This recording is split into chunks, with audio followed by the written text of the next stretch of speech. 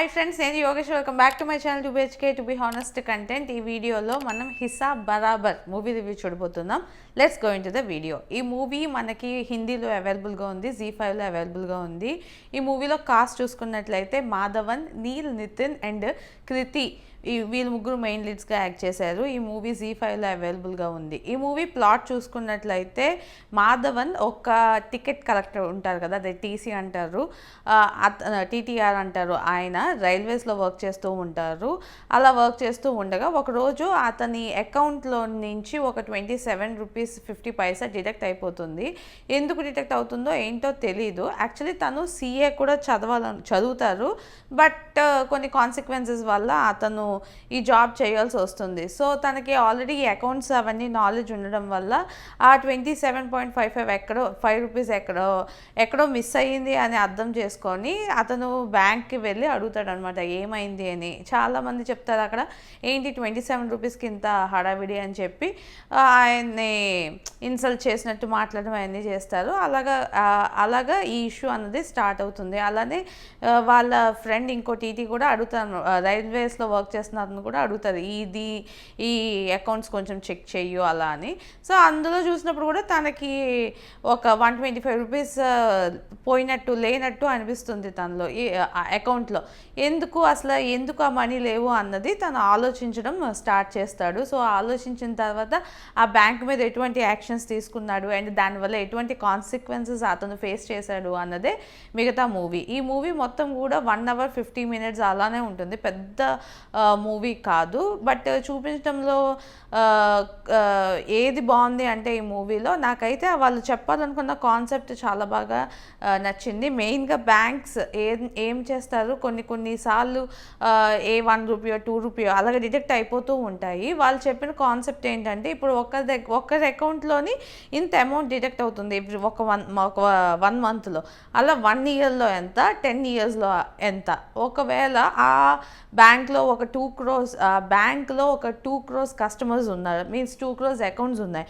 అలా ఈ 2 crores అకౌంట్స్లోని కూడా ఒక 30 రూపీస్ 40 రూపీస్ ఒకేసారి అలాగే ఎవ్రీ మంత్ తీసేస్తుంటే ఎంత మనీ వాళ్ళు కరప్ట్ చేసినట్టు అన్న కాన్సెప్ట్లో మనకి ఈ మూవీలో చూపిస్తారు. సో ష్యూర్లీ ఆ కాన్సెప్ట్ ఏదైతే తీసుకున్నారో ఆ కాన్సెప్ట్ చాలా బాగా అనిపించింది అండ్ మాధవన్ చెప్పే విధానం కూడా చాలా బాగా అనిపించింది.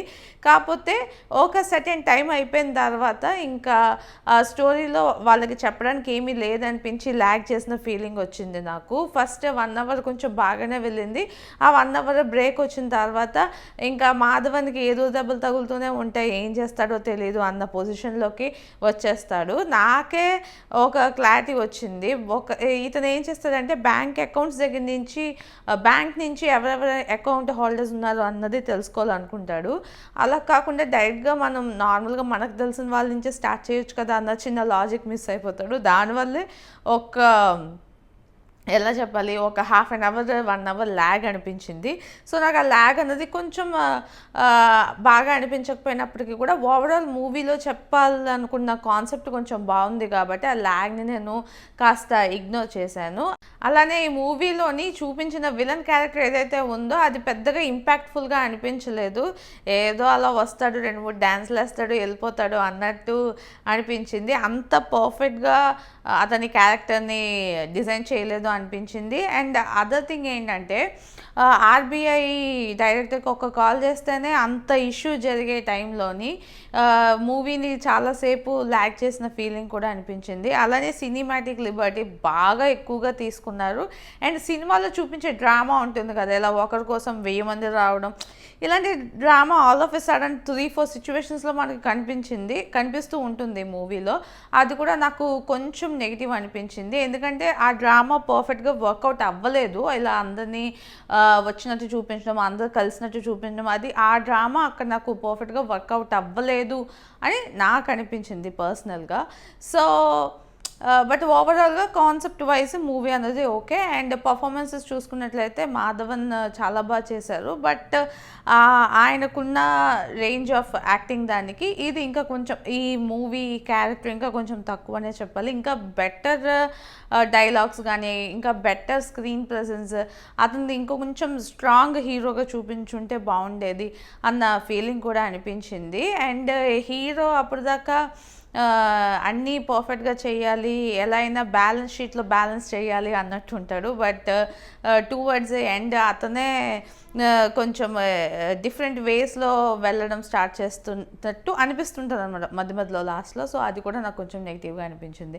ఓవరాల్గా movie is okay, average watch, decent watch. చూడాలనుకుంటే చూడండి, ZEE5లో అవైలబుల్గా ఉంది. అండ్ ఈ వీడియో మీకు నచ్చినట్లయితే లైక్ చేయండి, మీ ఫ్రెండ్స్ అండ్ ఫ్యామిలీతో షేర్ చేయండి. ఇలాంటి మంచి మంచి వీడియోస్ మళ్ళీ మళ్ళీ చూడాలనుకుంటే నా ఛానల్కి సబ్స్క్రైబ్ చేసుకోండి. This is Yogesh signing off to BHK to be honest content.